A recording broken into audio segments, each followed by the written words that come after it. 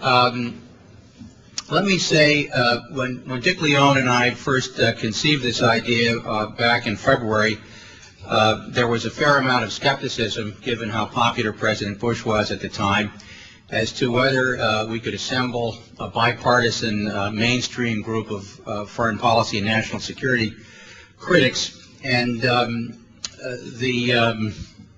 event that you have been part of today, I think really a historic event, has shown not only that it's possible to rally a group of distinguished people from the bipartisan mainstream who can criticize the Bush policy, but also who can put forth a coherent, credible alternative. And I hope this conference marks a kind of a turning point.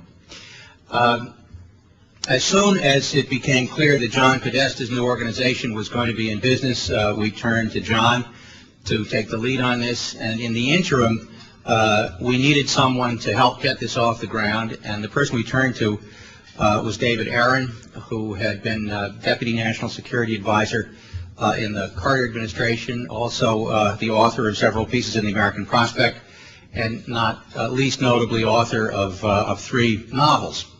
So to introduce our first distinguished guest speaker and to say a few well-chosen words himself, David Aaron.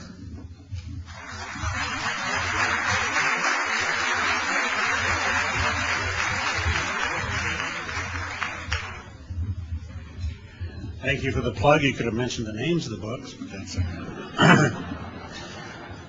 I have the great honor and pleasure to introduce someone who genuinely needs no introduction to this audience, Dr. Zbigniew Brzezinski. He has had an outstanding career as an academic, as a presidential advisor, and now has become a national asset in the growing debate over the direction of our national security policy. But there is one aspect that I believe has not been sufficiently appreciated, and that's his sense of humor.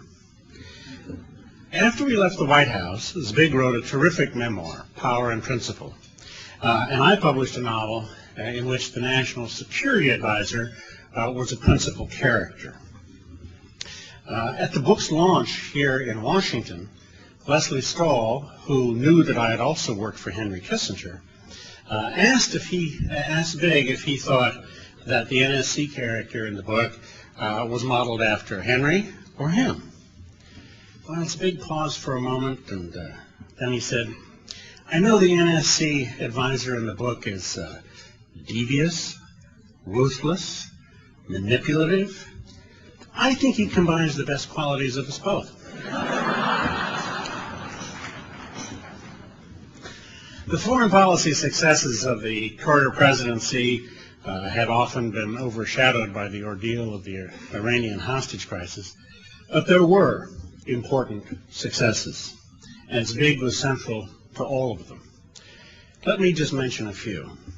Foremost was his orchestration of the normalization of our relationship with China, for which he was given the Medal of Freedom.